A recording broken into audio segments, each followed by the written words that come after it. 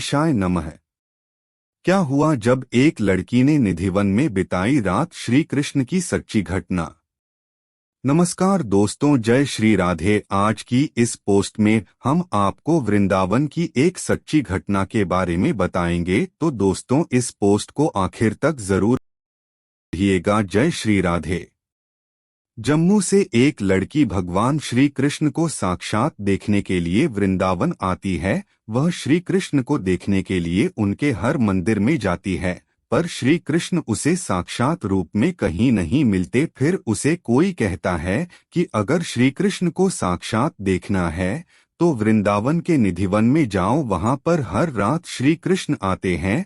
अगर उनका साक्षात रूप देखना है तो निधिवन ही धरती पर एकमात्र जगह है। ऐसी जगह की बात सुनते ही वह लड़की तुरंत निधिवन जाती है और पेड़ों की खोखली शाखाओं के बीच छुप कर बैठ जाती है। करीबन रात के 2:30 बजे कुछ ऐसा दिखता है जिसे देखकर उसके होश हवास उड़ जाते हैं। उसके बाद उसने जो बताया उसे सुनकर आपको यकीन करना मुश्किल हो जाएगा। आखिर उस लड़की ने रात के 2:30 बजे ऐसा क्या देखा, उसके बाद उसके साथ क्या हुआ, क्या वह जिंदा बच पाई या वह पागल हो गई। तो दोस्तों यह सच्ची घटना को सुनने के बाद आपके होश उड़ जाएंगे। जम्मू के कटरा में एक छोटी सी बच्ची अपनी माँ के साथ रोजाना भगवान श्री कृष्ण के मंदिर में जाया करती थी। उसकी माँ रोजाना भगवान का श्रृंगार करती और पूजा पाठ करती थी। वह छोटी सी बच्ची माँ को रोज देखा करती थी। एक बार पूजा करते हुए उस बच्ची ने माँ से पूछा कि भगवान जी मुझसे कब बात करेंगे। यह सुनते ही उसकी माँ ने बोला कि जब तू भगवान जी जितना बड़ी हो जाएगी तब तुमसे बातें करेंगे। समय बीतता गया और वह छोटी सी बच्ची बड़ी हो गई। फिर उसने अपनी माँ से पूछा कि भगवान जी के जितना मैं बड़ी हो गई हूँ, क्या भगवान जी मुझसे बात करेंगे। यह सुनते ही उसकी माँ ने यह सब टालने के लिए कहा कि भगवान जी ऐसे ही नहीं मिलते, उसके लिए तुम्हें कठिन साधना करनी होगी, पानी में गले तक खड़े होकर भगवान का नाम जपना पड़ेगा। उसने यह सब किया परंतु उसे इन सब का कुछ फल नहीं मिला। उसे ज्ञान नहीं बल्कि श्री कृष्ण के साक्षात दर्शन चाहिए थे।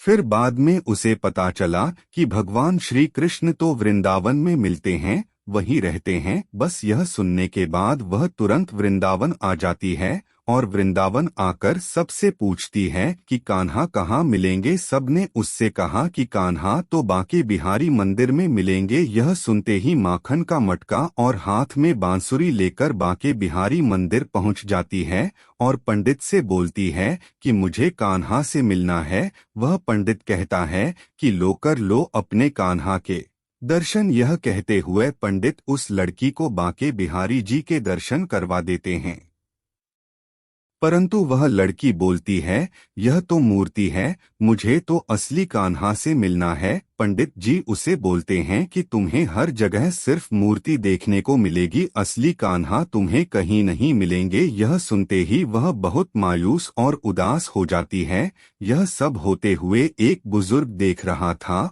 और वह उस लड़की के सामने आया और बोला अगर तुम्हें कान्हा के दर्शन करने हैं तो तुम्हें वह निधिवन में मिलेंगे। आज भी वह रात के वक्त निधिवन में आते हैं और गोपियों के संग रास रचाते हैं। यह सुनते ही वह निधिवन जाती है और शाम के वक्त चोरी छुपे निधिवन के पेड़ों की खोखली शाखाओं के बीच छुप कर बैठ जाती है। करीबन रात के 2:30 बजे उस ऐसा दिखता है जिसे देखकर वह अपनी आंखों पर यकीन नहीं कर पाती है। वह देखती है कि अचानक निधिवन के सारे पेड़ गोपियां बन जाती है और वहां स्वयं श्री कृष्ण आते हैं और रास रचाते हैं। यह देखकर वह बोलने लगती है कि कान्हा मुझे छोड़कर मत जाओ। फिर श्री कृष्ण उसे कहते हैं मैं तो हमेशा से ही तुम्हारे साथ था, मैं कभी तुमसे अलग हुआ ही नहीं, मैं हमेशा से ही तुम्हारे दिल में मौजूद था। यह सुनते ही वो लड़की बोलती है कि कहाँ हो मेरे दिल में, मुझे अभी दिखाओ। उसके बाद श्री कृष्ण जी ने उसे अपना वह रूप दिखाया जहाँ वह कण कण में वास करते हैं। यह सब देखते ही वह लड़की बेहोश होकर जमीन पर गिर जाती है। जब उसकी आंखें खुलती है तब उसे कण कण में भगवान दिखने लगते हैं, चाहे वह दीवार हो या फिर जमीन पर चल रही चिड़िया या फिर जानवर और पेड़ पौधे, उसे कण कण में भगवान दिखने लगते हैं। दोस्तों, आपको जानकर आश्चर्य होगा कि वह लड़की बाद में श्री कृष्ण से विधिवत शादी भी करती है। इस लड़की को लोग आज भी मीरा कहकर बुलाते हैं और वह आज भी वृंदावन की गलियों में कहीं ना कहीं आपको देखने को मिल जाएगी। मित्रों, आज की यह कथा आशा करता हूँ आपको अच्छी लगी होगी। अगर आप ऐसी ही भगवान श्री कृष्ण की सत्यता पर आधारित लीलाओं के बारे में जानना चाहते हैं। आपका समय देने के लिए धन्यवाद।